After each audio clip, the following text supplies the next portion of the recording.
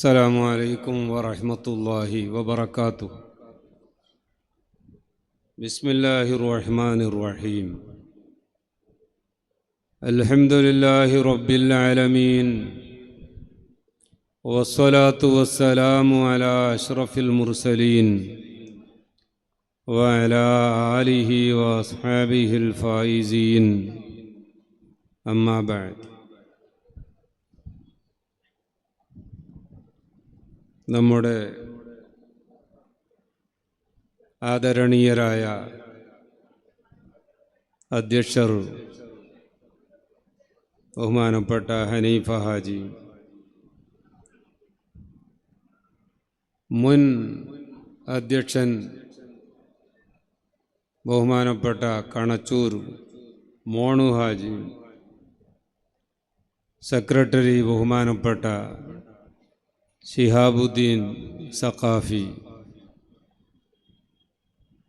മറ്റ് നമ്മുടെ ജമാഅത്തുകളും ട്രസ്റ്റുമായി ബന്ധപ്പെട്ട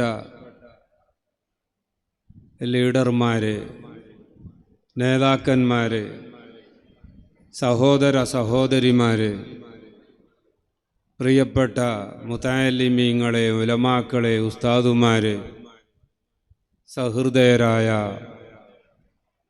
സഹോദര സഹോദരിമാർ, അല്ലാഹു സുബ്ഹാനഹു വ തആല നമ്മുടെ ഈ ഉറൂസ് മുബാറക് അതിൻ്റെ ആദ്യം മുതൽ അവസാനം വരെ നല്ല രീതിയിൽ നടത്തിക്കൊണ്ട്, അതുകൊണ്ട് ഈ നാടിനും ഇവിടെ വരുന്ന മോമിനീങ്ങൾക്കും മോമിനാത്തുകൾക്കും അതുപോലെ തന്നെ ഇതുമായി ബന്ധപ്പെട്ട് പ്രവർത്തിക്കുന്ന എല്ലാവർക്കും ദുനിയാവിലും ആഖിറത്തിലും വലിയ ഉപകാരമുള്ള ഒരു സൽക്കർമ്മമായി നമ്മിൽ നിന്ന് സ്വീകരിച്ച് വിജയിപ്പിച്ചു തരുമാറാവട്ടെ എന്ന് ഞാൻ ആദ്യമായി ദുആ ചെയ്യുകയാണ്.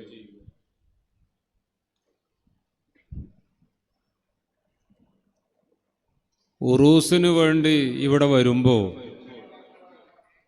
എനിക്ക് 1990 ആ 1990 ഉറൂസാണ് ഓർമ്മ വരുന്നത്. ഞാൻ ആദ്യമായി ഉള്ളാളത്ത് വന്ന് ബഹുമാനപ്പെട്ട മർഹൂം താജുൽ ഉലമ ഖദ്ദസല്ലാഹു സിർറഹുൽ അസീസ് മഹാനവർഗയുടെ കീഴിൽ ശരീഅത്ത് കോളേജിലെ ഒരു ഖാദിമായി ജോലി ചെയ്യാൻ തുടങ്ങുന്നത് 1990 അന്നത്തെ അധ്യക്ഷർ ബഹുമാനപ്പെട്ട മർഹൂം UK ഇബ്രാഹിം ഹാജിയായി. ഒരു ദിവസം താജുൽ ഉലമ ഖദ്ദസല്ലാഹു സിർറഹുൽ അസീസ്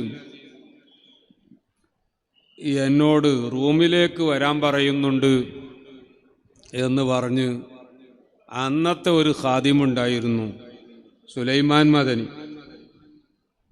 ആ സുലൈമാൻ മദനി വന്നുകൊണ്ട് ഷെയ്ഖുനെ വിളിക്കുന്നുണ്ട് എന്നാണ്. അങ്ങനെ താജുൽ ഉലമ ഖദ്ദസല്ലാഹു സിർറഹുൽ അസീസ് മഹാനവറുകളുടെ അടുത്ത് ചെന്നപ്പോൾ അവിടെ ബഹുമാനപ്പെട്ട UK ഇബ്രാഹിം ഹാജിയും അതുപോലെ തന്നെ ബഹുമാനപ്പെട്ട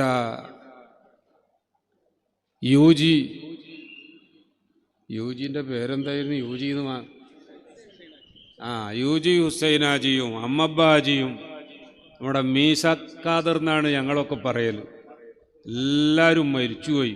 അല്ലാഹു തആല അവരുടെയൊക്കെ ഖബർ സ്വർഗത്തോപ്പാക്കി കൊടുക്കട്ടെ.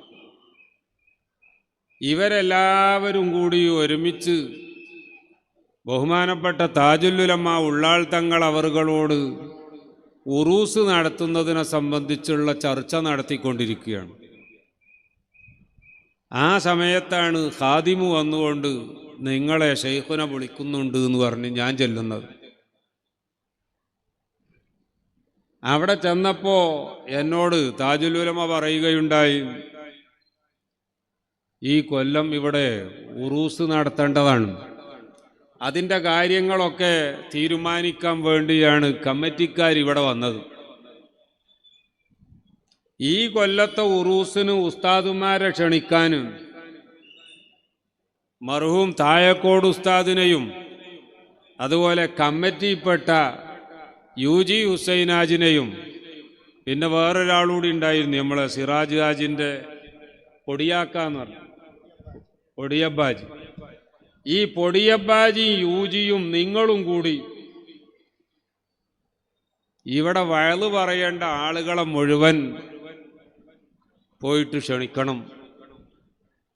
മാത്രമല്ല അവരെയൊക്കെ ക്ഷണിച്ചാൽ പിന്നെ ഉറൂസിൻ്റെ സമയമാകുമ്പോൾ അവർ എപ്പോഴാണ് വരിക, ഏത് ട്രെയിനിനാണ് വരിക, ഏത് ട്രെയിനിനാണ് പോകുക, ഈ എല്ലാ കാര്യങ്ങളും നിങ്ങളാണ് ചെയ്യേണ്ടത്.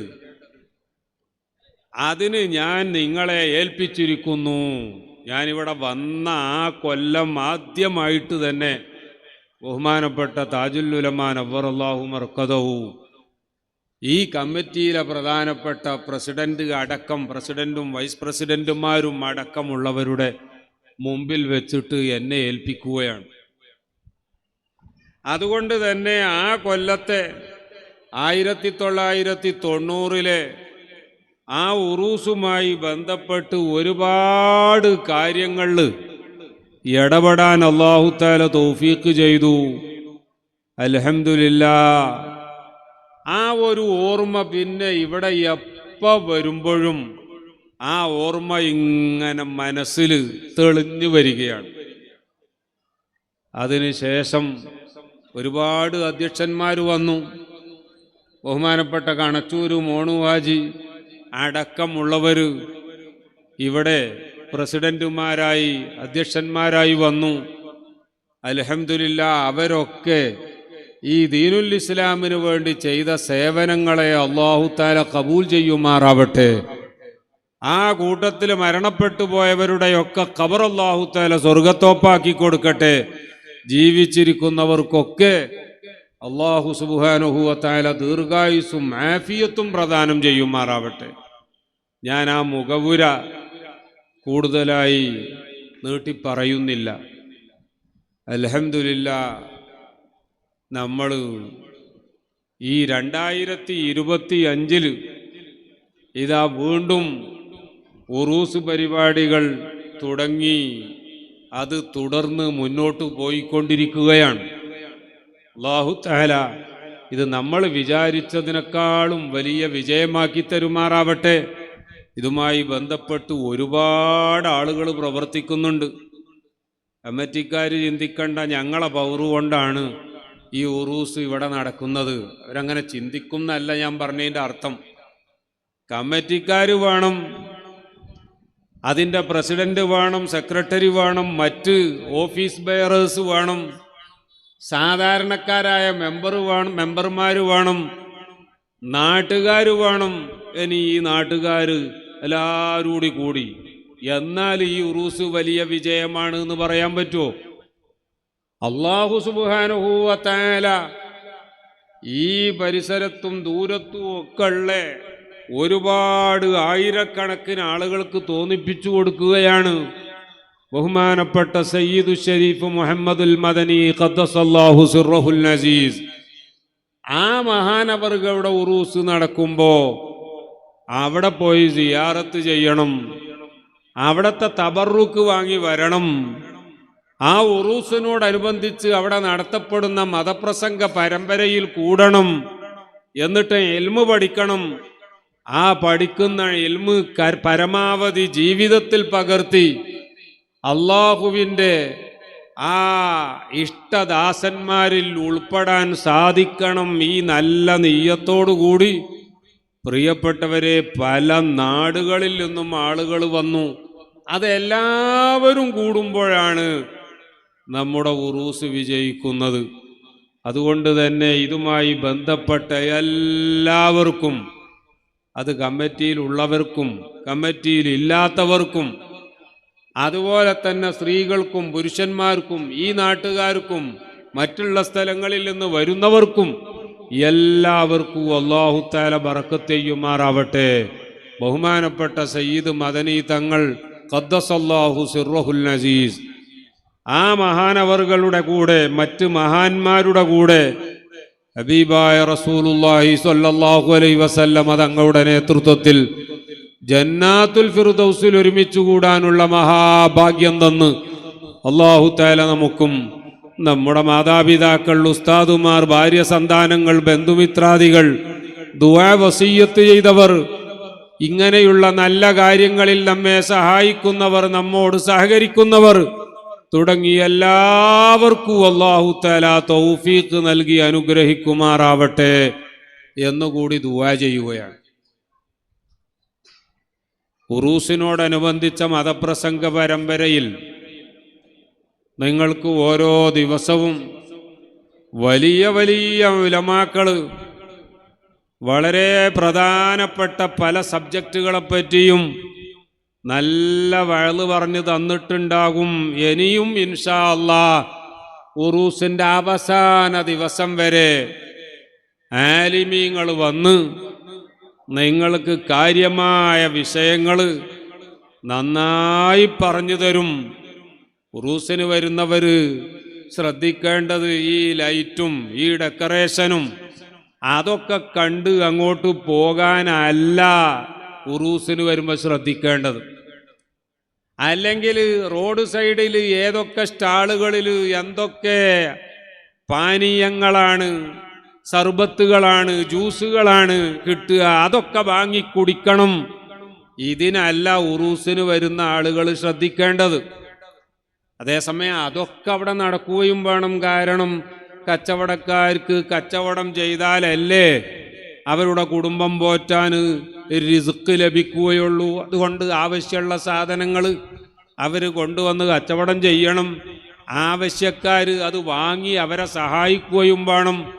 നമ്മുടെ മക്കൾക്കും കുടുംബത്തിനും ഒക്കെയുള്ള ആവശ്യങ്ങൾ നമ്മൾ ഇതുപോലെ അത് ഉള്ള കടകളിൽ ചെന്ന്, ഷോപ്പുകളിൽ ചെന്ന് വാങ്ങി നമ്മുടെ കുടുംബത്തോടുള്ള കടപ്പാട് വീട്ടുകയും ഒക്കെ വേണം.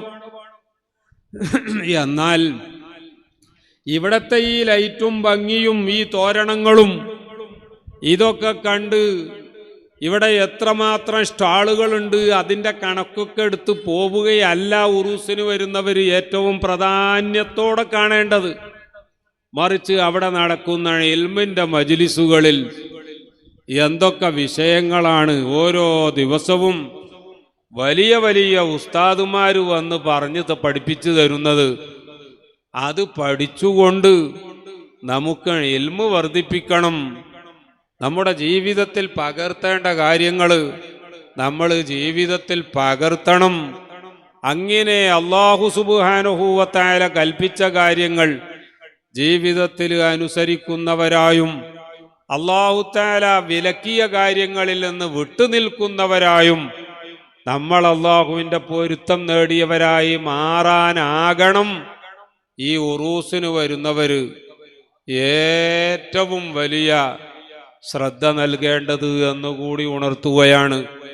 ആകയാൽ പുറത്ത് വെറുതെ നിൽക്കുന്നവർ ആരെങ്കിലും ഉണ്ടെങ്കിൽ അവർക്ക് പഠിക്കണം എന്ന് ആഗ്രഹം ഉണ്ടാവും, അതിന് ദൂരെ നിന്നാ മതി എന്ന് മനസ്സിലാക്കുന്നവരുണ്ടെങ്കിൽ അവരോട് ഞാൻ പറയാണ്, നമ്മുടെ ഈ മൈക്ക് സെറ്റും ലൗഡ് സ്പീക്കറും ഒക്കെ ഉള്ളത് കൊണ്ട് ദൂരത്തേക്ക് കേൾക്കുമെങ്കിലും ആ ദൂരത്തുനിന്ന് കേട്ടാലും ഈ പറയുന്ന കാര്യങ്ങളൊക്കെ മനസ്സിലാകും എങ്കിലും ഈ മജ്ലിസിൽ വന്ന് ഇരിക്കുമ്പോ അത് റൗളത്തും മിൻ റിയാദിൽ ജന്ന, നമ്മൾ സ്വർഗത്തിൽ കയറിയിരിക്കും പോലെ ആയിട്ടാണ് അല്ലാഹു തആലാന്റെ അടുക്കൽ അത് രേഖപ്പെടുത്തപ്പെടുക.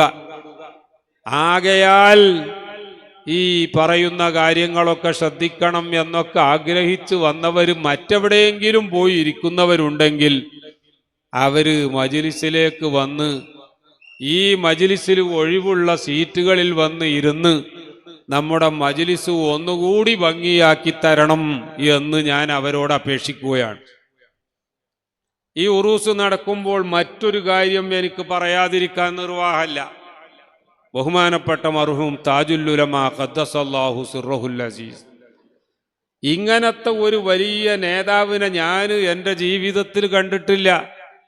സുബ്ഹാനല്ലാഹ്, ഒരു മാസത്തോളം നീണ്ടു നിൽക്കുന്ന ഉള്ളാളത്ത് ഉറൂസിന്റെ സമയത്ത് 2-3 മണിക്കൂർ നീളുന്ന ഈ വഅ്ള് പരമ്പരയിൽ, അത് ഇശാ നിസ്കാരം കഴിഞ്ഞാൽ മർഹൂം ബഹുമാനപ്പെട്ട സയ്യിദ് മദനി ഖദ്ദസല്ലാഹു സിർറഹുൽ അസീസ് മഹാനവർകളെ സിയാറത്ത് ചെയ്ത് താജുൽ ഉലമയുടെ നേതൃത്വത്തിൽ ഈ ഉലമാക്കളും ലീഡർമാരുമൊക്കെ സ്റ്റേജിലേക്ക് അങ്ങ് വന്നാൽ പിന്നെ ആ സ്റ്റേജിൽ നടക്കുന്ന വഅ്ളും ദുആവും അവസാനം സ്വലാത്ത് ചൊല്ലി സഭ പിരിയുന്നത് വരെ ഇരിക്കുന്ന ബഹുമാനപ്പെട്ട താജുൽ ഉലമ ഖദ്ദസല്ലാഹു സിർറഹുൽ അസീസ് മഹാനവർകൾ ഇന്ന് നമ്മുടെ കൂടെ ഇല്ല. അവിടത്തെ പൊന്നോമന പുത്രനായിരുന്ന ബഹുമാനപ്പെട്ട ഖുർറത്തുസ്സാദാത്ത് നമ്മുടെ ഖാദിയായിരുന്നു, നമുക്ക് നേതൃത്വം നൽകിയ ആളായിരുന്നു. പക്ഷേ ഇന്ന് അദ്ദേഹവും നമ്മുടെ കൂടെയില്ല. അല്ലാഹു തആല അവരുടെയൊക്കെ ദറജ ഉയർത്തിക്കൊടുക്കുമാറാവട്ടെ. അവരെയൊക്കെ ഈ സന്ദർഭത്തിൽ ഓർമ്മ വരികയാണ്. ബഹുമാനപ്പെട്ട സയ്യിദ് മദനി ശരീഅത്ത് കോളേജിലെ മുദരിസുമാരായിരുന്ന ബഹുമാനപ്പെട്ട താഴേക്കോട് ഉസ്താദിനെയും അതുപോലെ തന്നെ ബൈത്താർ ഉസ്താദിനെയും അതേപോലെ തന്നെ അഹമ്മദ് ബാബ ഉസ്താദിനെയും സൈദാലി തങ്ങൾ അടക്കമുള്ള ഉസ്താദുമാരെയും ഈ അവസരത്തിൽ എനിക്ക് ഓർക്കാതിരിക്കാൻ പറ്റുന്നില്ല. പടച്ചവനെ, ഞങ്ങളിൽ നിന്ന് വിട്ടുപോയ ആ മാതാപിതാക്കൾ, ഉസ്താദുമാർ, മശായിഖുമാർ, ഞങ്ങളുടെ നേതാക്കൾ, അവരുടെയൊക്കെ ഖബർ സ്വർഗത്തോപ്പാക്കി കൊടുക്കണേ അല്ലാ. അവരുടെയൊക്കെ ദറജ നീ ഉയർത്തിക്കൊടുക്കണേ അല്ലാ.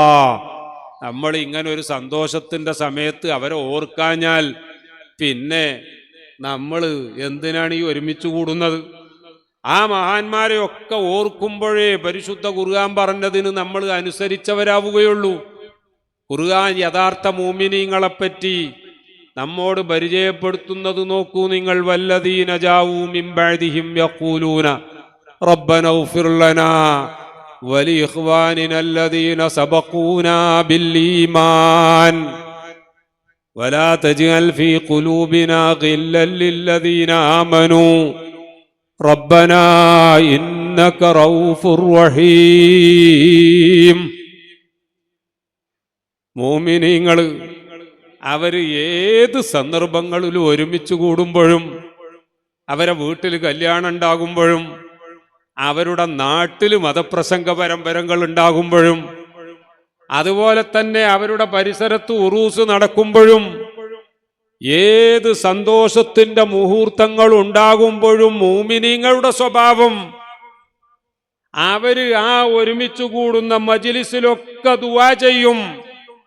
എന്താണ് അവരുടെ ദുആ എന്നറിയാമോ? റബ്ബനാ ഇഗ്ഫിർ ലനാ, പടച്ചോനെ ഞങ്ങളൊക്കെ മനുഷ്യന്മാരാണ്, ഞങ്ങൾ കമ്മിറ്റിന്റെ അധ്യക്ഷനായതുകൊണ്ട് ഞാൻ പെർഫെക്റ്റ് ആണ്, അല്ലെ സെക്രട്ടറി ആയതുകൊണ്ട് ഞാൻ എല്ലാം തികഞ്ഞവനാണ്, അല്ലെങ്കിൽ ഞാൻ മെമ്പർ ആയതുകൊണ്ട് ഉഷാറാണ്, അല്ലെങ്കിൽ ഞാൻ ഉസ്താദായതുകൊണ്ട്, ഞാൻ പ്രിൻസിപ്പാൾ ആയതുകൊണ്ട് ഇനി എന്നെക്കാൾ വലിയ ആള് വേറെ ആരുമില്ല എന്ന് ചിന്തിക്കുന്നവരല്ല മുഅ്മിനീങ്ങൾ. ആ മുഅ്മിനീങ്ങളുടെ സ്വഭാവം എപ്പോഴും റബ്ബനാ ഇഗ്ഫിർ ലനാ, പടച്ചോനെ ഞങ്ങളെടുത്തുനിന്നൊക്കെ, പാവപ്പെട്ട മനുഷ്യരായ ഞങ്ങളിൽ നിന്നൊക്കെ അറിവില്ലായ്മ കൊണ്ടോ ചിലപ്പോൾ അറിഞ്ഞിട്ട് തന്നെയോ പല തെറ്റുകളും സംഭവിക്കാനുള്ള സാധ്യതയുണ്ട്. സാധ്യത മാത്രല്ല, ഞങ്ങളൊക്കെ അനവധി തെറ്റ് ചെയ്യുന്നവരാണ്. അറിയാതെ തെറ്റ് സംഭവിക്കാറുണ്ട് എന്നല്ല, അറിഞ്ഞു തന്നെ അനവധി തെറ്റ് ചെയ്യുന്നവരാണ് റബ്ബേ. അതുകൊണ്ട് ഞങ്ങൾക്ക് പൊരുത്തപ്പെട്ടു തരണം, ഞങ്ങളെ അതിന്റെ പേരിൽ നീ ശിക്ഷിക്കരുത്, ഞങ്ങളെ നാളെ അതിന്റെ പേരിൽ നീ പിടികൂടരുത്, ഞങ്ങളെ രക്ഷപ്പെടുത്തി തരണം, ഞങ്ങൾക്ക് പൊരുത്തപ്പെട്ടു തരണം എന്ന് എല്ലാ മജ്ലിസിലും ദുആർക്കും. അവർക്ക് വേണ്ടി മാത്രമല്ല, ഖുർആൻ തൊട്ടടുത്ത് പറയുന്നു, വലിഇഖ്വാനിനല്ലദീന സബഖൂനാ ബിൽ ഈമാൻ.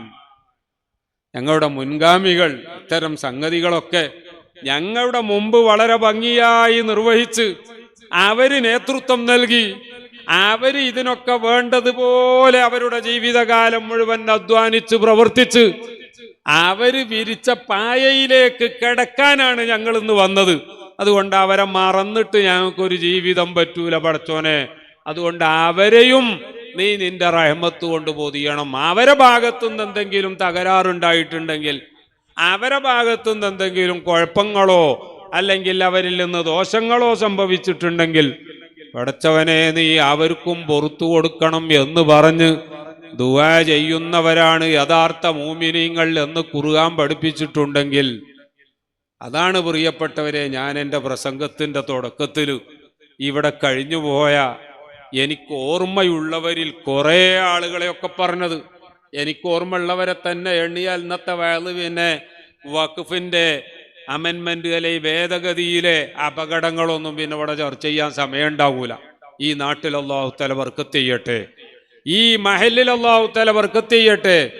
ഈ മഹല്ലിലെ ജനങ്ങൾക്കൊക്കെ സുന്നത്തിയമായത്തനുസരിച്ച് ജീവിക്കാൻ, സുന്നത്തിയമായത്തനുസരിച്ച് ഈ മഹല്ലിനെ മുന്നോട്ട് കൊണ്ടുപോകാൻ, പരസ്പരം സഹകരിച്ച് പ്രവർത്തിക്കാനും ജീവിക്കാനും അഭിപ്രായ വ്യത്യാസങ്ങളൊക്കെ നല്ല നിലക്ക് പറഞ്ഞു പരിഹരിക്കാനും അതുവഴി മറ്റുള്ള മഹല്ലുകൾക്കൊക്കെ മാതൃകയാകുന്ന ശരിയായ ഉള്ള മഹല്ലായി ഈ ഉള്ളാളത്തെ മാറ്റാൻ അല്ലാഹു തആല എല്ലാവർക്കും തൗഫീഖ് നൽകുമാറാവട്ടെ.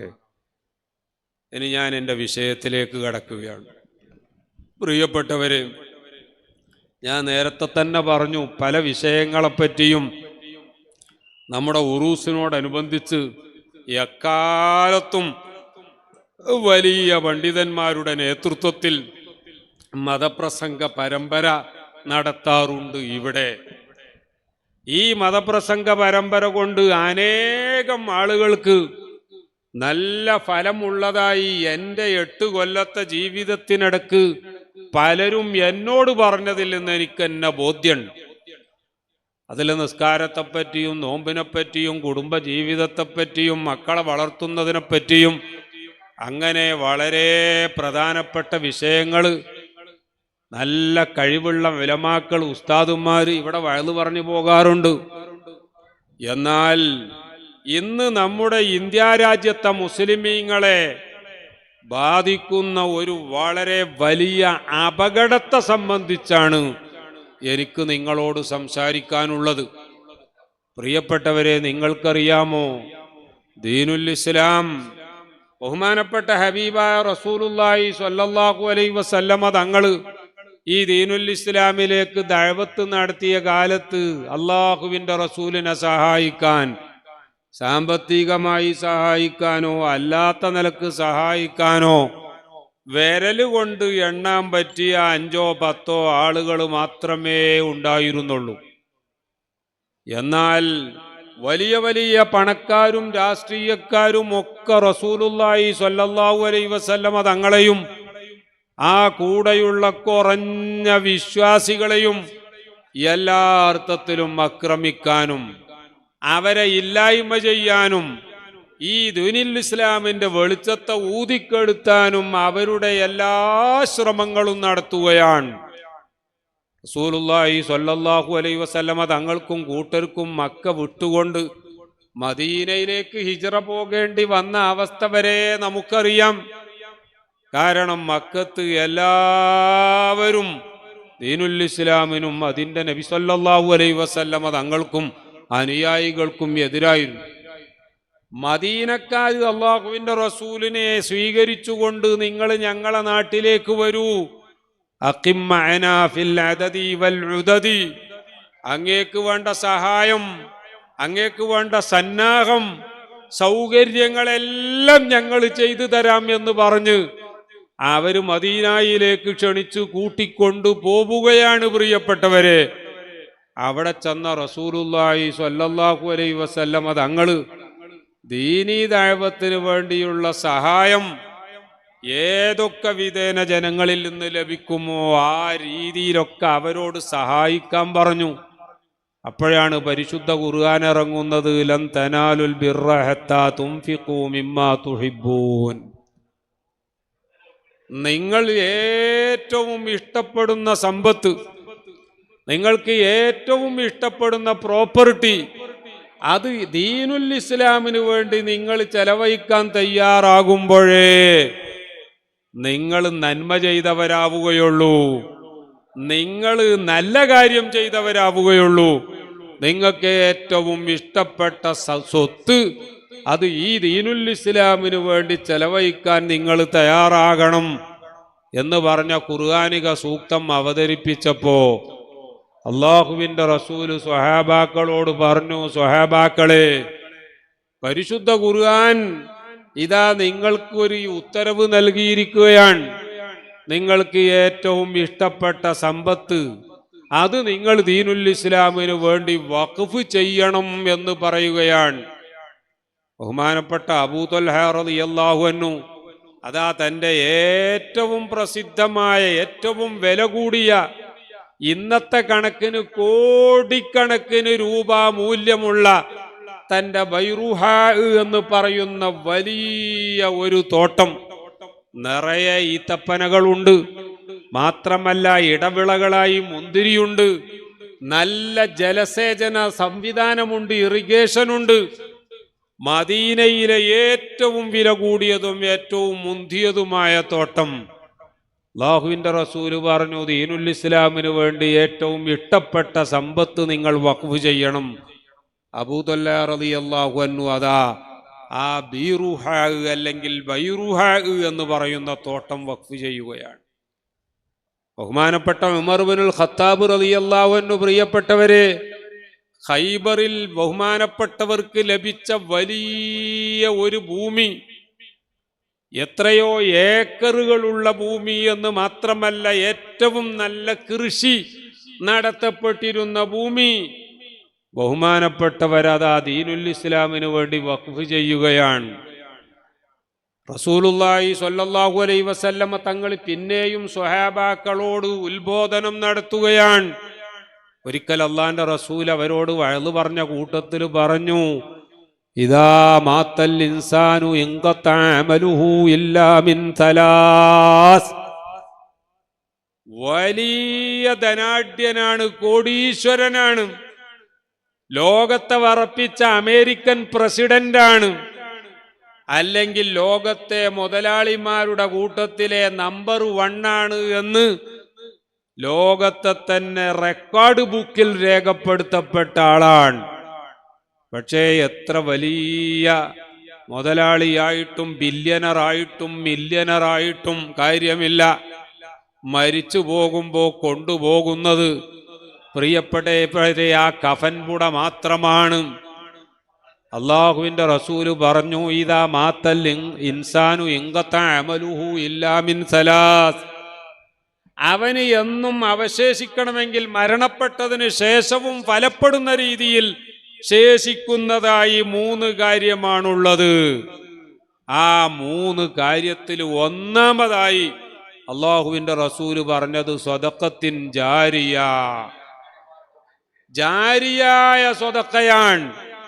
ഈ ജാരിയായ സ്വദഖ എന്ന് പറഞ്ഞാൽ അതുകൊണ്ടുള്ള ഉദ്ദേശം വഖഫാണ് എന്ന് റസൂലുള്ളാഹി സ്വല്ലല്ലാഹു അലൈഹി വസല്ലമ തങ്ങൾ തന്നെ വിശദീകരിച്ച കാരണത്താൽ സുബ്ഹാനല്ലാഹ് മാ ബഖിയ അഹദും മിൻ അസ്ഹാബി റസൂലില്ലാഹി സ്വല്ലല്ലാഹു അലൈഹി വസല്ലം ലഹു മഖ്ദിറത്തുൻ ഹത്താ വഖഫ എന്ന് ഹദീസിൽ സ്വഹീഹായി വന്നത് കാണാം.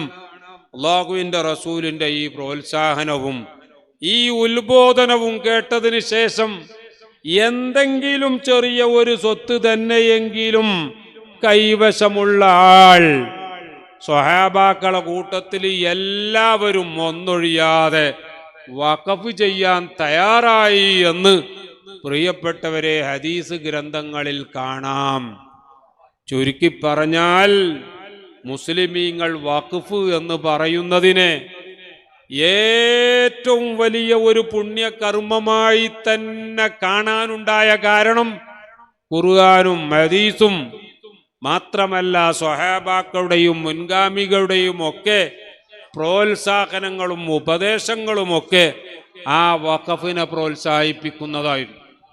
ലോകത്ത് പ്രിയപ്പെട്ടവരെ ഇന്ന് ലക്ഷക്കണക്കിന് പള്ളികളുണ്ട്, മദ്രസകളുണ്ട്, ഖബർസ്ഥാനുകളുണ്ട്.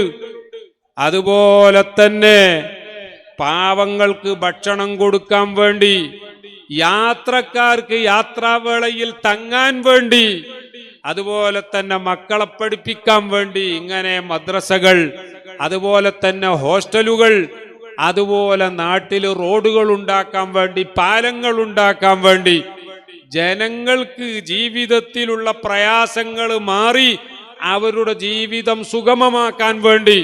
നിങ്ങൾക്കറിയാമോ, ലോകത്ത് കോടാനുകോടി ഡോളറിന്റെ വഖഫുകൾ എല്ലാ രാജ്യങ്ങളിലുമുണ്ട് എന്ന കാര്യം നമ്മൾ ഓർക്കണം.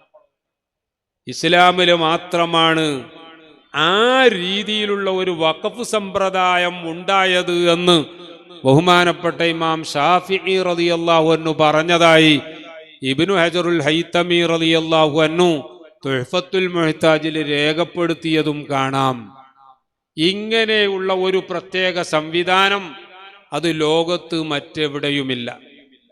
ലോകത്ത് എക്കാലത്തും നമ്മുടെ ദീനീ പ്രവർത്തനങ്ങളെല്ലാം നിലനിന്നത് ആ വഖഫ് കൊണ്ടാണ്.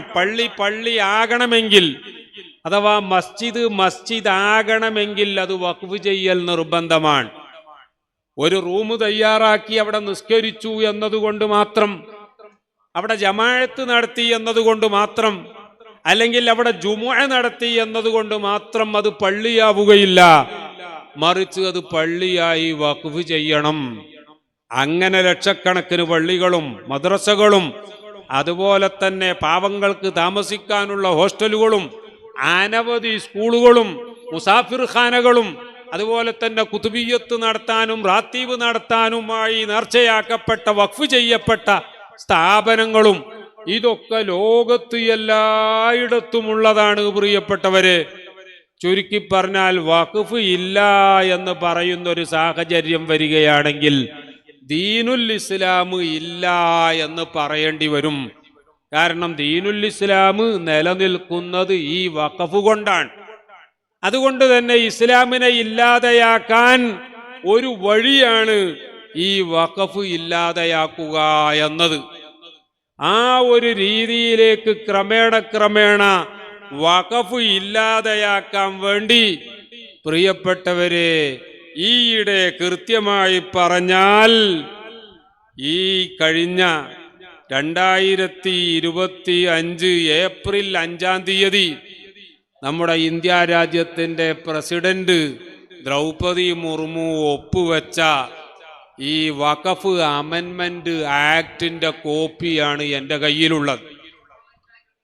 തീർച്ചയായിട്ടും നമ്മളെ സംബന്ധിച്ചിടത്തോളം ഈ വഖഫിനെ പറ്റി അറിയുന്നവരാണെങ്കിൽ, ആ വഖഫിനെ പറ്റി അറിഞ്ഞതിൻ്റെ കൂടെ ഈ വഖഫ് നിയമത്തിലെ ഭേദഗതിയെ ശരിയായി വിലയിരുത്തുകയാണെങ്കിൽ നമുക്ക് നിസ്സംശയം പറയാൻ പറ്റും, ഇത്തരം ഒരു ആക്ടിലൂടെ വഖഫുകൾ ഇല്ലാതാക്കപ്പെടാനും, വഖഫുകൾ ഇല്ലാതാകുന്നൊരു സാഹചര്യം വന്നാൽ അതോടുകൂടി ഇസ്ലാമിന്റെ ശക്തി ക്ഷയിച്ച് ഇസ്ലാമിന്റെ പ്രവർത്തനങ്ങൾ തന്നെ ഇല്ലാതെയാക്കാനും ഉള്ള ഒരു ഗൂഢാലോചനയാണ് എന്ന് വഖഫ് എന്താണ് എന്നറിയുന്ന, ഈ വഖഫ് ഭേദഗതി എന്താണ് എന്ന് പഠിച്ച ഒരാളെ സംബന്ധിച്ചിടത്തോളം ഇത് ഇസ്ലാം തന്നെ ഇല്ലാതെയാക്കാൻ വേണ്ടിയുള്ള ഗൂഢാലോചനയുടെ ഭാഗമാണ് എന്ന് സംശയിച്ചു എങ്കിൽ ആ ആളെ കുറ്റം പറയാൻ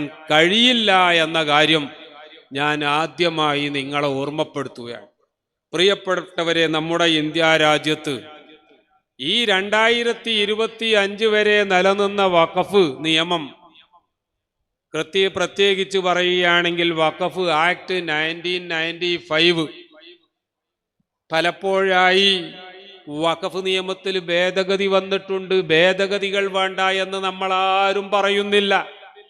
പക്ഷേ ഇതുവരെ ഉണ്ടായിരുന്ന വഖഫ് ഭേദഗതികളൊക്കെ അത് 1995 ഭേദഗതിയാണെങ്കിലും, ഇനി 2013 ഭേദഗതിയാണെങ്കിലും, 1995 മുമ്പുള്ള ഭേദഗതികളാണെങ്കിലും, ആ ഭേദഗതികളെല്ലാം വഖഫിനെ ശക്തിപ്പെടുത്താനുള്ളതായിരുന്നു, വഖഫ് സ്ഥാപനങ്ങളെ ശക്തിപ്പെടുത്താനുള്ളതായിരുന്നു, വഖഫ് പ്രോപ്പർട്ടിയെ പ്രൊട്ടക്ട് ചെയ്യാനുള്ളതായിരുന്നു എങ്കിൽ ഈ 2025 പാസാക്കിയ വഖഫിനെ പ്രൊട്ടക്ട് ചെയ്യാനല്ല, മറിച്ച് വഖഫിനെ നശിപ്പിക്കാനുള്ളതാണ്.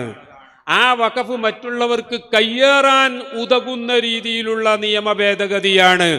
വഖഫിനെ തീർത്തും എലിമിനേറ്റ് ചെയ്യാൻ, ഇല്ലാതെയാക്കാനുള്ള ഒരു ഭേദഗതിയാണ് എന്ന് വളരെ ചുരുങ്ങിയ രീതിയിൽ കുറഞ്ഞ സമയം കൊണ്ട് ഞാൻ നിങ്ങളുടെ മുന്നിൽ അവതരിപ്പിക്കും.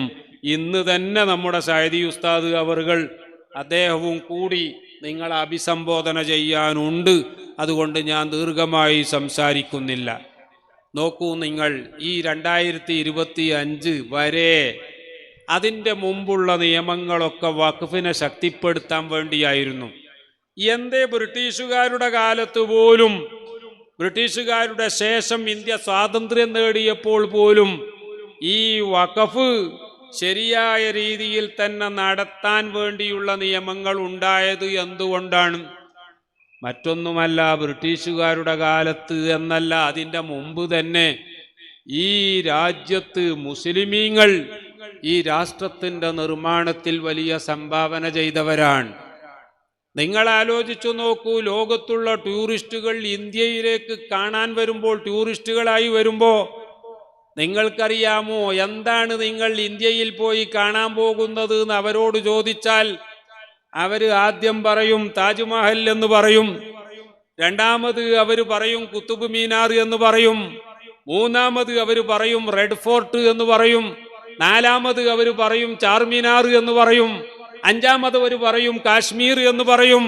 പ്രിയപ്പെട്ടവരെ, ആ രീതിയിൽ ഇന്ത്യ രാജ്യത്തേക്ക് ലോകത്തുള്ള ആളുകൾ മുഴുവൻ വരുന്നത് എന്തിനാണ് എന്ന് പരിശോധിച്ചാൽ അതിലെ 99% കാര്യങ്ങളും ഇവിടെ ഉണ്ടായിരുന്ന മുസ്ലിമീങ്ങളുടെ കോൺട്രിബ്യൂഷൻസ് ആണ്. ഇതിൽ ബ്രിട്ടീഷുകാർക്ക് തർക്കമുണ്ടായിരുന്നില്ല, അതിനുശേഷം വന്നവർക്കും തർക്കമുണ്ടായിരുന്നില്ല. അതുകൊണ്ടല്ലേ പ്രിയപ്പെട്ടവരെ, ബ്രിട്ടീഷുകാർ പോലും മുസ്ലിമീങ്ങൾക്ക് അവരുടെ ശരീഅത്തനുസരിച്ച് തന്നെ ജീവിക്കാനുള്ള അവസരമുണ്ടാകണം, അവരൊരിക്കലും മുർത്തദ്ദായി പോകേണ്ട സാഹചര്യം ഉണ്ടാകരുത് എന്ന് മനസ്സിലാക്കിയിട്ടാണ് 1935 ശരീഅത്ത് ആപ്ലിക്കേഷൻ ആക്ട് എന്ന രീതിയിൽ ബ്രിട്ടീഷുകാർ നടപ്പാക്കി. 1939 അവർ DMMA act, dissolution of Muslim marriages act എന്ന് പറഞ്ഞുകൊണ്ട് മുസ്ലിം സ്ത്രീകൾക്ക് ഭർത്താവിൻ്റെ പീഡനം സഹിക്കാൻ കഴിയാതെ രക്ഷപ്പെടാൻ യാതൊരു മാർഗവുമില്ലാതെ വന്നപ്പോൾ, അറിവ് കുറഞ്ഞതിൻ്റെ പേരിലാണെങ്കിൽ പോലും പല മുസ്ലിം സ്ത്രീകളും ഇസ്ലാമെന്ന് പുറത്തുപോയാൽ ഞങ്ങൾക്ക് വേറെ വിവാഹം കഴിക്കാം എന്ന് തീരുമാനിച്ചു മുർത്തദ്ദാകുന്ന അവസ്ഥ വന്നപ്പോൾ പണ്ഡിതന്മാരുമായി കൺസൾട്ട് ചെയ്ത് അന്ന് ഇംഗ്ലീഷുകാരൻ പുതിയ നിയമമുണ്ടാക്കുകയാണ്.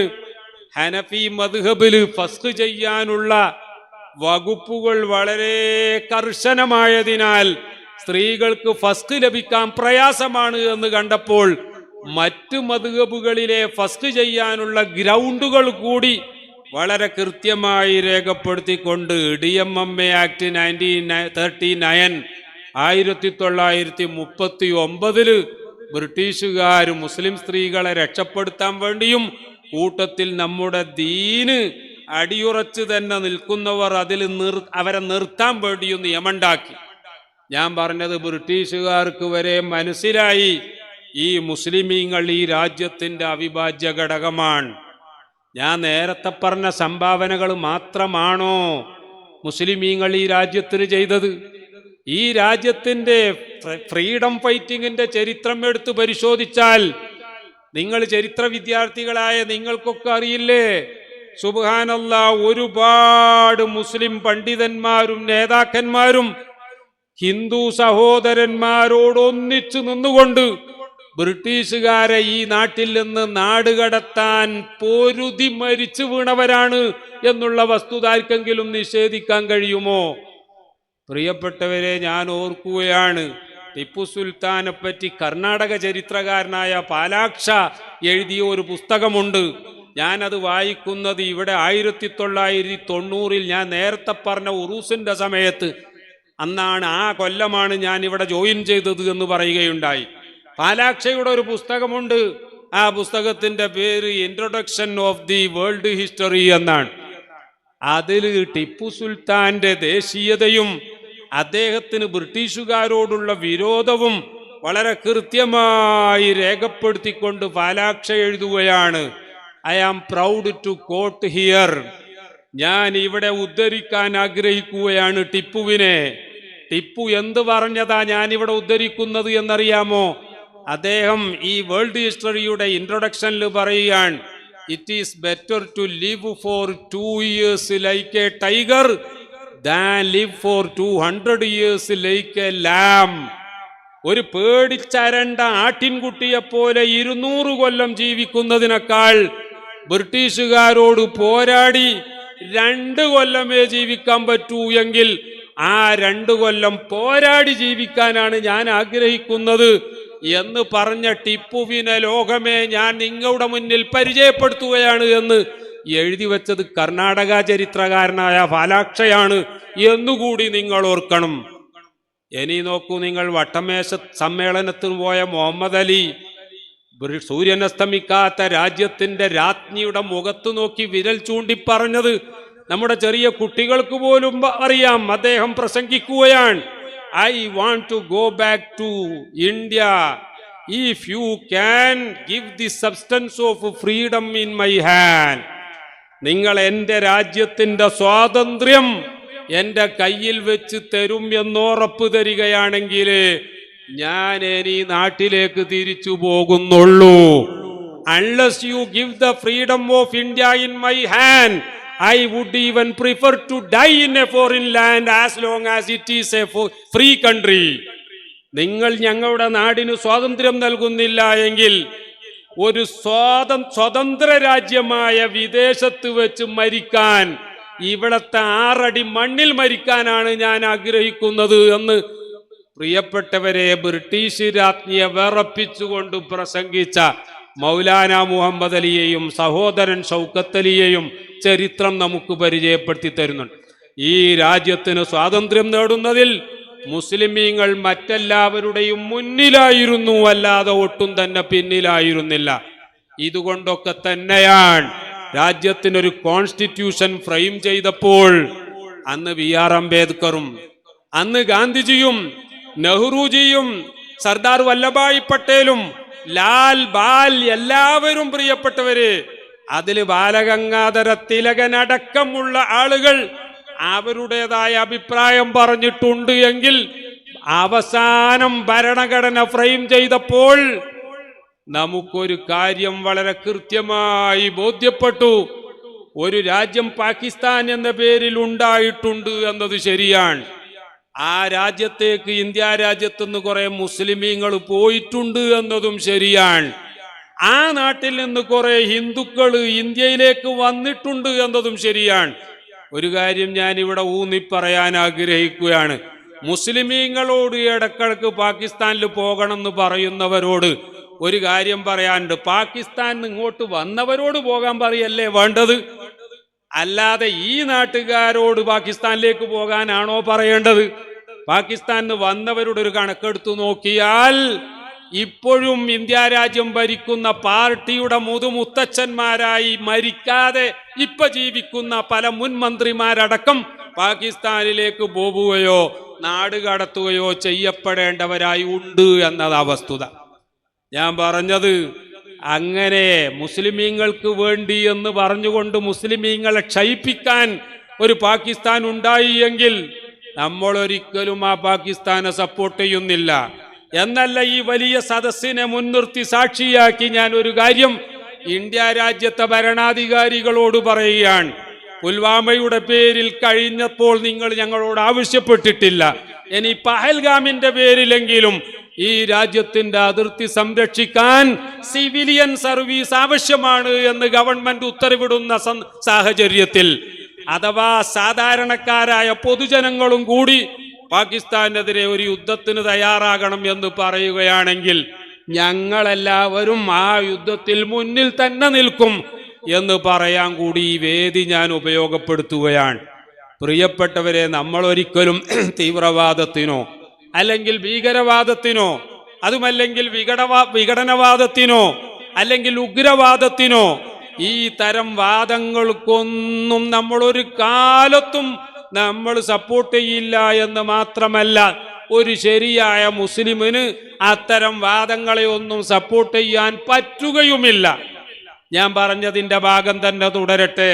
പാകിസ്ഥാൻ എന്ന് പറഞ്ഞുകൊണ്ട് ഒരു രാജ്യം സൃഷ്ടിക്കപ്പെട്ടു എങ്കിലും കോടാനുകോടി ജനങ്ങൾ അവര് പാകിസ്ഥാനിലേക്ക് പോകാതെ ഞങ്ങൾ ജനിച്ച ഇന്ത്യ എന്ന് പറയുന്ന ഞങ്ങളുടെ ഈ മണ്ണിൽ തന്നെ ഞങ്ങൾ ജീവിക്കണമെന്നും മരിക്കുമ്പോൾ ഞങ്ങൾ ഇവിടെ തന്നെ മരിക്കും എന്ന് പറഞ്ഞുകൊണ്ട് പാകിസ്ഥാനിലേക്ക് പോകാൻ കൂട്ടാക്കാതെ ഈ നാട്ടിൽ ജീവിച്ചവരാണ് ഇവിടുത്തെ കോടിക്കണക്കിന് മുസ്ലിമീങ്ങൾ.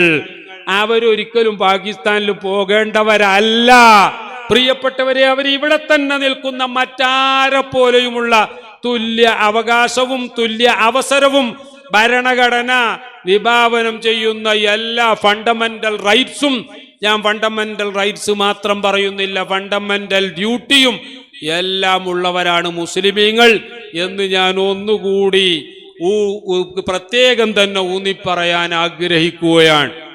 പ്രിയപ്പെട്ടവരെ, ഈ രീതിയിൽ ഈ രാജ്യത്തിന് വേണ്ടിയുള്ള ഫ്രീഡം ഫൈറ്റിങ്ങിൽ, സ്വാതന്ത്ര്യ സമരത്തിൽ എല്ലാം വളരെ ശക്തിയായ സേവനം ചെയ്തതുകൊണ്ടാണ് കോൺസ്റ്റിറ്റ്യൂഷൻ ഫ്രെയിം ചെയ്തപ്പോൾ ഞാൻ നേരത്തെ പറഞ്ഞ BR അംബേദ്കറും നെഹ്റുജിയും അടക്കമുള്ളവർ ഈ രാജ്യത്തെ ഭരണഘടനയിൽ ആദ്യം 14 നമ്പർ അഥവാ നമ്മുടെ കോൺസ്റ്റിറ്റ്യൂഷന്റെ ആർട്ടിക്കിൾ 14 എഴുതി വെച്ചു.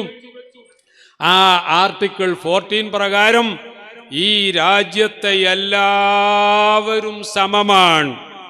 പ്രിയപ്പെട്ടവരെ, അതിൻ്റെ അപ്പുറം 15ഉം 16ഉം 17ഉമായി യാതൊരു വിവിധ വകതിരിവും ഈ രാജ്യത്തെ പൗരന്മാർക്കിടയിൽ ഉണ്ടാകാൻ പാടില്ല എന്ന് പറയുമ്പോൾ ജാതിയുടെയോ മതത്തിൻ്റെയോ വർഗത്തിൻ്റെയോ വർണ്ണത്തിൻ്റെയോ ലിംഗത്തിൻ്റെയോ ദേശത്തിൻ്റെയോ ഭാഷയുടെയോ ജന്മസ്ഥലത്തിൻ്റെയോ പേരിലുള്ള, നോക്കണം, ജാതിയുടെയോ മതത്തിൻ്റെയോ വർഗത്തിൻ്റെയോ വർണ്ണത്തിൻ്റെയോ അല്ലെങ്കിൽ ലിംഗത്തിൻ്റെയോ ദേശത്തിൻ്റെയോ ഭാഷയുടെയോ ജന്മസ്ഥലത്തിൻ്റെയോ പേരിൽ യാതൊരു ഡിസ്ക്രിമിനേഷനും പാടില്ല എന്ന് എഴുതി വച്ച ഉത്തമമായൊരു ഭരണഘടന യൂറോപ്പിൽ നമുക്ക് കാണാൻ പറ്റില്ല, അമേരിക്കയിൽ നമുക്ക് കാണാൻ പറ്റില്ല.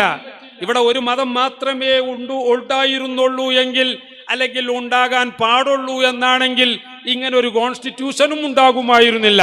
പക്ഷേ ഈ രാജ്യത്തിന് നൂറ്റാണ്ടുകളായി വലിയ സേവനം ചെയ്ത മുസ്ലിമീങ്ങൾ അടക്കമുള്ള എല്ലാ മതക്കാരും, അതുപോലെ തന്നെ ഇവിടെ ഏതൊക്കെ ജാതി വ്യവസ്ഥയുണ്ടോ ആ ജാതി വ്യവസ്ഥയിൽ ഏറ്റവും താഴെ കിടക്കുന്ന ശൂദ്രനാണെങ്കിലും ഏറ്റവും മേലെയുള്ള ബ്രാഹ്മണനാണെങ്കിലും എല്ലാവർക്കും തുല്യാവകാശം നൽകുന്നതാണ് പ്രിയപ്പെട്ടവരെ നമ്മുടെ ഭരണഘടന എന്ന് പറയുന്നത്.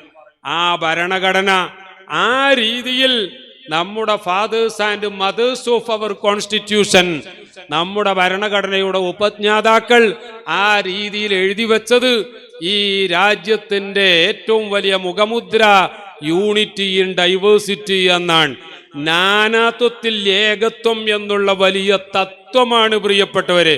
അല്ലാമ ഇക്ബാൽ പറയുകയുണ്ടായി, യൂനാനോ മിസ്രോ റോമ സബ് മിറ്റ് ഗയേ ജഹാ സേ അബ് തക് മഗർ ഹൈ ബാക്കി നാമോ നിശാൻ ഹമാരാ മസ്ഹബ് नहीं सिखाता आपस में बैर रखना हिंदी है हम हिंदी है हम हिंदी है हम वतन हिंदुस्तान हमारा.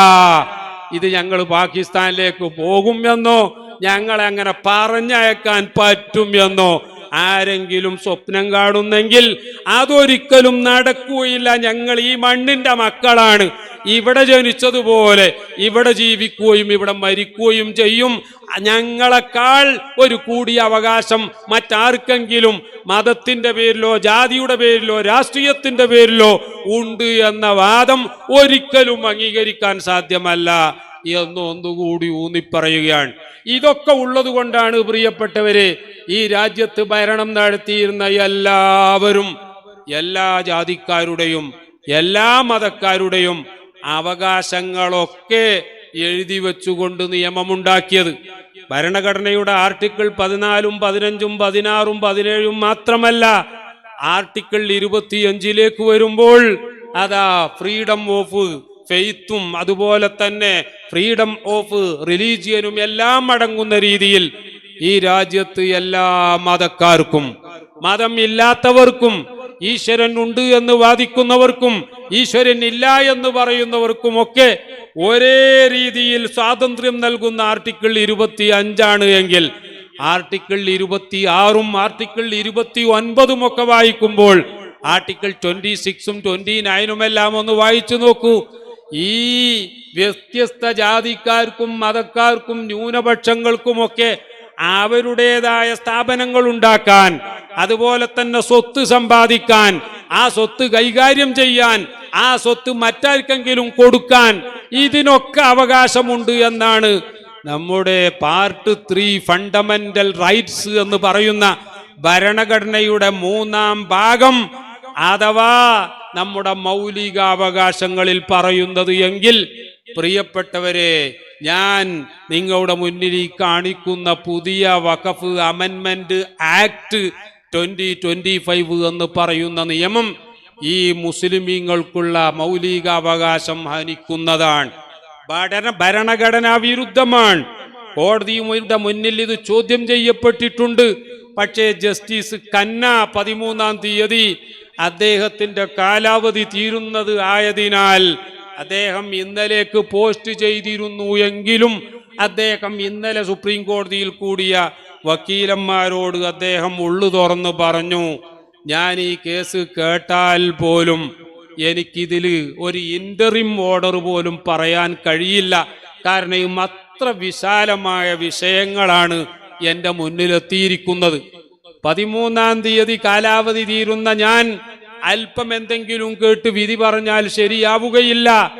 അതുകൊണ്ട് തന്നെ അടുത്ത് ആ സുപ്രീം കോടതിയുടെ ചീഫ് ജസ്റ്റിസായി വരുന്ന മാന്യ ജഡ്ജിയും അതുപോലെ അദ്ദേഹം രൂപീകരിക്കുന്ന ബെഞ്ചും 15-ാം തീയതി മുതൽ ഈ കേസ് കേൾക്കും എന്ന് പറഞ്ഞുകൊണ്ട് വഖഫ് കേസ് മെയ് 15-ാം തീയതിയിലേക്ക് മാറ്റിവെച്ചിരിക്കുകയാണ്.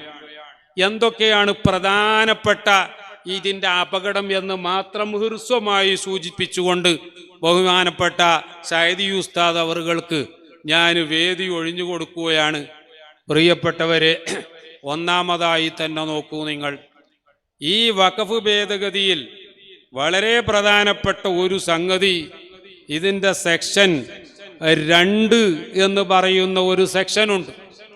ആ സെക്ഷനിൽ വളരെ കൃത്യമായി പറയുകയാണ്, രേഖാമൂലം വഖഫ് ചെയ്യപ്പെട്ടിട്ടില്ല, അതേസമയം കോടതിയോ മറ്റോ ഒക്കെ അത് വഖഫിന്റെ സ്വഭാവമുള്ള സ്ഥാപനമാണ് എന്ന് വിധി എഴുതിയാൽ പോലും അത് വഖഫായി പരിഗണിക്കാൻ പറ്റില്ല എന്ന്. പഴയ കാലത്തുള്ള വഖഫുകൾക്ക് ഡോക്യുമെന്റ് തെരഞ്ഞാൽ കാണൂല എന്നതാണ് വസ്തുത. അത്തരം പല വഖഫ് സ്വത്തുകളും കേസും വ്യവഹാരവും ഒക്കെ കഴിഞ്ഞ് അത് വഖഫായി തന്നെ കോടതി വരെ പറഞ്ഞതുണ്ടാകും.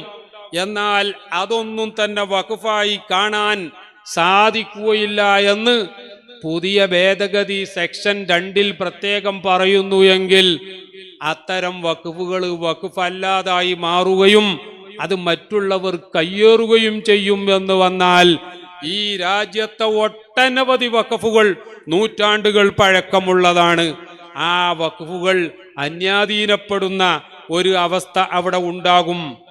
അതിന്റെ പുറമെ മറ്റൊരു കാര്യം നോക്കൂ നിങ്ങൾ, വഖഫിന്റെ കൃത്യമായ കണക്കെടുക്കാൻ 1995 വഖഫ് നിയമത്തിൽ ഒരു സർവേ കമ്മീഷണറെ നിശ്ചയിക്കാനുള്ള വളരെ കൃത്യമായ അഥവാ സെക്ഷൻ 2 സബ് ക്ലോസ് പി എന്ന് പറയുന്ന ഒരു സബ് ക്ലോസ് ഉണ്ടായിരുന്നു. എന്നാൽ ആ പറഞ്ഞ സർവേ കമ്മീഷണർ വെക്കാനുള്ള അധികാരം പുതിയ നിയമത്തിൽ എടുത്തു ഒഴിവാക്കപ്പെട്ടിരിക്കുകയാണ്. അതുപോലെ തന്നെ നോക്കൂ നിങ്ങൾ, മറ്റൊരു സംഗതി വഖഫ് ബൈ യൂസർ എന്നാണ്. എന്ന് പറഞ്ഞാൽ ഉപയോഗത്തിലൂടെ വഖഫായത് നിങ്ങളൊക്കെ കേട്ടിട്ടുണ്ടാവും. ഞാൻ ആദ്യം പറഞ്ഞതുമായി ഏതാണ്ട് ബന്ധപ്പെട്ടതാണ്. പക്ഷേ കോടതി റിപ്പോർട്ട് ചെയ്തിട്ടില്ല എന്ന് മാത്രമേ ഉള്ളൂ. ഒരു സ്ഥലം പള്ളിയായി നൂറ്റാണ്ടുകളായി ഉപയോഗിച്ച് ജനങ്ങൾ നിസ്കരിച്ചു വരുന്നു. അതിൻ്റെ ആധാരമോ മറ്റോ കാണുന്നില്ല.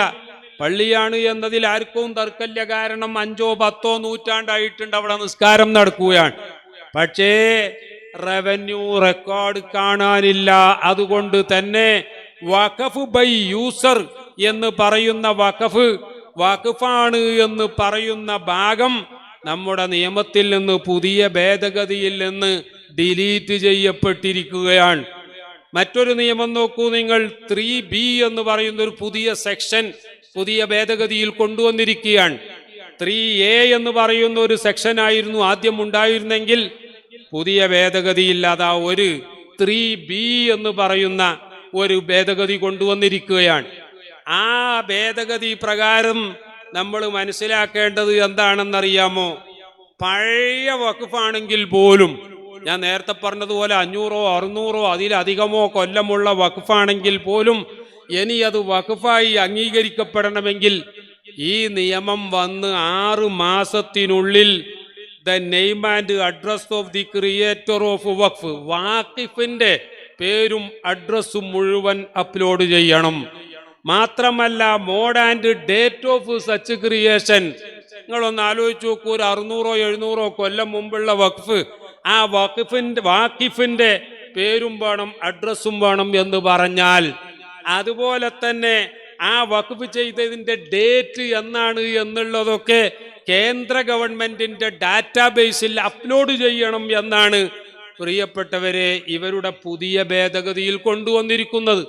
അഥവാ ഇത് ചെയ്യാഞ്ഞാൽ 6 മാസത്തിനുള്ളിൽ ഇത്തരം ഡാറ്റകൾ അപ്ലോഡ് ചെയ്യപ്പെടാഞ്ഞാൽ ആ വഖഫ് അല്ല എന്ന് തീരുമാനിക്കപ്പെടുന്ന അവസ്ഥ വരും. ചുരുക്കി പറഞ്ഞാൽ ലോകത്ത് നമ്മുടെ ഇന്ത്യ രാജ്യത്ത് മുസ്ലിമീങ്ങളുടെ പുരാതന വഖഫുകൾ മുഴുവൻ വഖഫ് അല്ലാതാകുന്ന ഒരു ഭേദഗതി വളരെ ചെറിയ ചില എഴുത്തുകളിലൂടെ ഈ നിയമത്തിൽ അത് അവർ ഒളിച്ചു വെച്ചിരിക്കുകയാണ്. മറ്റൊന്ന് നോക്കൂ നിങ്ങൾ. ഇതേപോലെ തന്നെ സെക്ഷൻ 3യിൽ നമുക്ക് വളരെ പ്രധാനപ്പെട്ട ഒരു കാര്യം പറയാനുള്ളത്, ഓരോ വഖഫിനെ പറ്റി മാത്രമല്ല, ഇനി മുതൽ വഖഫ് രജിസ്റ്റർ ചെയ്യണം എങ്കിൽ ആദ്യം അതിനെപ്പറ്റി വല്ല തർക്കം ഉണ്ടോ എന്ന് കലക്ടർ അന്വേഷിക്കും. ആരെങ്കിലും ഒരാൾ ഒരു വഖഫിനെ പറ്റി ഒരു തർക്കമുണ്ട് എന്ന് പറഞ്ഞാൽ മതി, ഉടനെ ഗവൺമെന്റ്, ഓരോ സംസ്ഥാനത്തെയും ഗവൺമെന്റ് എന്ന് പറയുമ്പോൾ നമുക്ക് മനസ്സിലാക്കാലോ ഓരോ സമയത്തുള്ള ഗവൺമെന്റുകളുടെ സ്വഭാവം എന്താണ്. ആ ഗവൺമെന്റ് ഒരു ഉദ്യോഗസ്ഥനെ നിശ്ചയിക്കും. ആ നിശ്ചയിക്കുന്ന ഉദ്യോഗസ്ഥൻ ഈ വഖഫ് ഭേദഗതിയിലെ 3C എന്ന് പറയുന്ന പുതിയ ഒരു സെക്ഷൻ കൊണ്ടുവന്നതാണ്. ആ 3C എന്ന് പറയുന്ന സെക്ഷനിൽ പറയുന്നത്, ഏതെങ്കിലും ഒരു വഖഫ് ഭൂമിയെ പറ്റി ഇത് ഗവൺമെന്റ് ഭൂമിയാണ് എന്നുള്ള എന്തെങ്കിലും ഒരു റിപ്പോർട്ടുണ്ടായാൽ അന്ന് മുതൽ അത് വഖഫ് അല്ല എന്ന് തീരുമാനിക്കപ്പെടും. എന്നിട്ടൊരു ഉദ്യോഗസ്ഥനെ നിശ്ചയിക്കപ്പെടും. ആ ഉദ്യോഗസ്ഥന്റെ റിപ്പോർട്ടിൽ വഖഫ് അല്ല എന്നുള്ള റിപ്പോർട്ടാണ് കിട്ടുന്നതെങ്കിൽ ഉടനെ തന്നെ ആ വഖഫ്, അത് മസ്ജിദാണെങ്കിലും മദ്രസയാണെങ്കിലും ഖബർസ്ഥാനമാണെങ്കിലും ഇതെല്ലാം വഖഫ് അല്ലാതായി മാറും എന്ന് പ്രത്യേകം പറയുകയാണ്. ഇനി നോക്കൂ, വഖഫിന്റെ ഭൂമി അഥവാ ഷെഡ്യൂൾഡ് ട്രൈബ് പ്രദേശങ്ങളിൽപ്പെട്ടതാണെങ്കിൽ 3E എന്ന് പറഞ്ഞിട്ടൊരു പ്രത്യേക വകുപ്പുണ്ട്. ഇതൊരു പക്ഷേ നമുക്ക് ബോധ്യപ്പെടൂല. ആ 3യിൽ എന്താ പറയുന്നതെന്നറിയോ? No land belonging to members of scheduled tribes എന്ന് പറഞ്ഞുകൊണ്ട് shall be declared or deemed to be waqf property. Scheduled tribe മേഖലയിലുള്ള പ്രോപ്പർട്ടി ഒന്നും ഒരു നിലക്കും വഖഫാവുകയില്ല. ലക്ഷദ്വീപിലേക്കൊന്ന് വന്നാൽ അവിടെ മുഴുവൻ ഷെഡ്യൂൾഡ് ട്രൈബുകളാണ് എന്ന് പറഞ്ഞാൽ ഈ നിയമത്തിന്റെ അടിസ്ഥാനത്തിൽ പരിശോധിച്ചാൽ ആ ലക്ഷദ്വീപുകളിലെ പള്ളികളും മദ്രസകളും അടക്കം വഖഫ് അല്ല എന്ന് മുദ്ര കുത്തിക്കൊണ്ട് കയ്യേറാനുള്ള എല്ലാ വകുപ്പും ഇതിലുണ്ട് എന്ന് മനസ്സിലാക്കണം. ഞാൻ വളരെ കൂടുതലായിട്ട് വിശദീകരിക്കുന്നില്ല. പ്രധാനപ്പെട്ട 1-2 കാര്യങ്ങൾ മാത്രം പറയുകയാണ്. ഇനി നമുക്ക് 2 സംവിധാനങ്ങളുണ്ട്. ഒന്ന് സെൻട്രൽ വഖഫ് കൗൺസിൽ. ഈ സെൻട്രൽ വഖഫ് കൗൺസിൽ എത്ര മെമ്പർമാരാണെന്നറിയാമോ? ടോട്ടൽ 22 മെമ്പർമാരാണ്. നല്ലതുപോലെ ശ്രദ്ധിക്കണം. കേന്ദ്രം സ്ഥാപിക്കുന്ന വഖഫ് കൗൺസിൽ ആകെ വേണ്ടത് 22 മെമ്പർമാരാ. ആ 22 മെമ്പർമാരിൽ 8 മെമ്പർമാർ മുസ്ലിമാകണം എന്ന് നിർബന്ധം പറഞ്ഞിട്ടുണ്ട്. അപ്പം നമ്മൾ ചിന്തിക്കും, 8 മെമ്പർമാർ മുസ്ലിമാണ് എന്ന് നിർബന്ധം പറഞ്ഞിട്ടുണ്ട്, എന്നാ പിന്നെ നമുക്കെന്താ പ്രശ്നം? 8 കഴിഞ്ഞാൽ 22-ൽ എത്ര പേരുണ്ട് പ്രിയപ്പെട്ടവരെ? 14 പേരുണ്ട്. ഈ 14 പേരും ഈ വഖഫിനൊക്കെ എതിർക്കുന്ന അമുസ്ലിമീങ്ങളാകാം. കുറച്ചാളുകൾ ഹിന്ദുക്കളും, കുറച്ചാള് ക്രിസ്ത്യാനികളും, കുറച്ചാളുകൾ സിഖുകാരും, അങ്ങനെ ഏതെങ്കിലും മതമുള്ളവരോ അല്ലെ മുസ്ലിം പേരുള്ള യുക്തിവാദികളോ ഒക്കെ ആയാൽ മതിയല്ലോ. ചുരുക്കി പറഞ്ഞാൽ മുസ്ലിം ആയ 8 ആൾ വരെ വല്ല യുക്തിവാദിയുമാകാൻ പറ്റും, അത് പോകട്ടെ. എന്നാൽ 14 ആളും അമുസ്ലിം ആകുന്നതിന് ഈ നിയമത്തിൽ വ്യവസ്ഥ കൊണ്ടുവന്നിരിക്കുകയാണ്.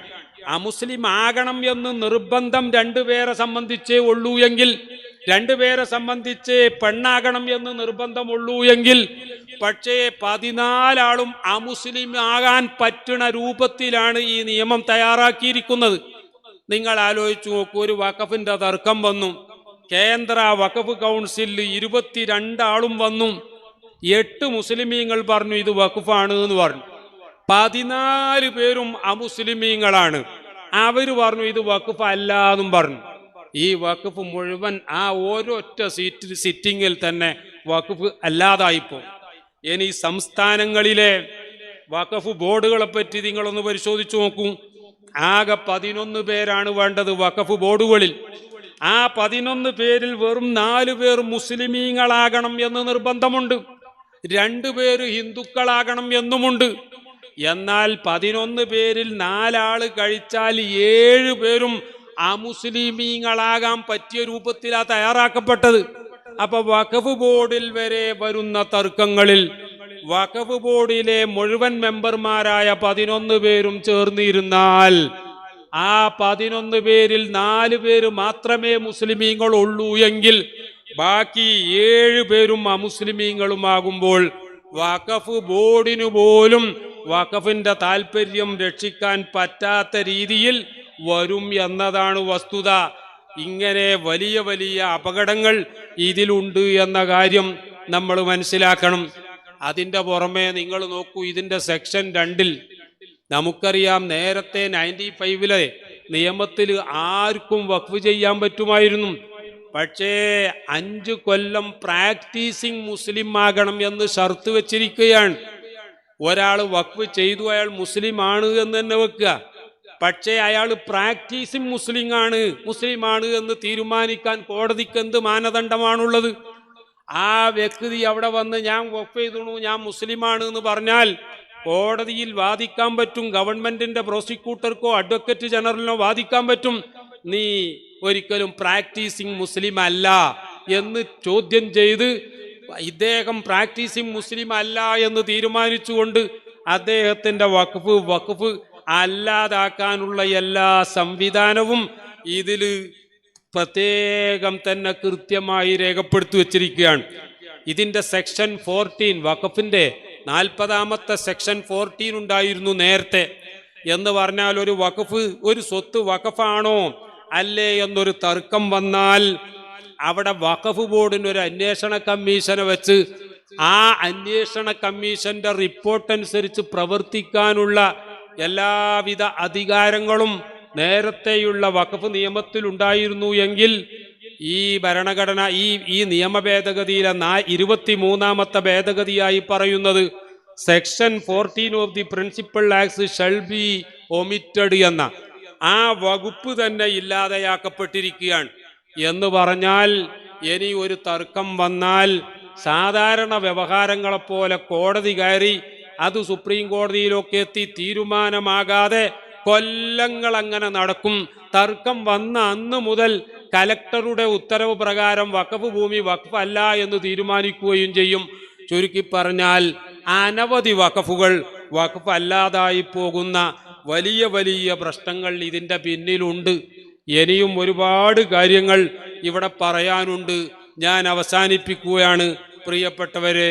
ഈ വഖഫ് ബില്ല് ഏതായാലും ഈ വഖഫ് നിയമം കോടതിയുടെ പരിഗണനയിലായതുകൊണ്ട് 15-ാം തീയതി കോടതി കേസ് വീണ്ടും പരിഗണിക്കും എന്ന് ഉത്തരവ് ഇന്നലെ തന്നെ ഇറക്കിയതുകൊണ്ട് നമുക്ക് പ്രതീക്ഷിക്കാം അല്ലാഹു സുബ്ഹാനഹു വ തആല ഈ കേസ് കൈകാര്യം ചെയ്യുന്ന വക്കീലന്മാർക്ക് നല്ലതുപോലെ വാദിക്കാനും അതുപോലെ തന്നെ ജഡ്ജിമാർക്ക് സത്യം സത്യമായി മനസ്സിലാക്കി ആ സത്യത്തിനനുസരിച്ച് വിധിക്കാനും അല്ലാഹു തആല തൗഫീഖ് ചെയ്യുമാറാവട്ടെ എന്ന് മാത്രം ദുആ ചെയ്യുകയാണ്.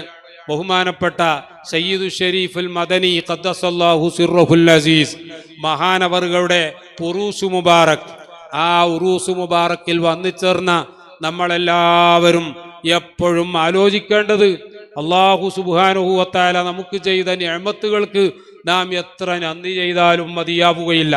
അതുകൊണ്ട് നമ്മളോട് പരമാവധി നന്ദിയുള്ളവരായി ജീവിക്കണമെന്നും വത്തഖുല്ലാഹ മസ്തതഅ്തും എന്നാണ് പരിശുദ്ധ ഖുർആൻ പറയുന്നത്.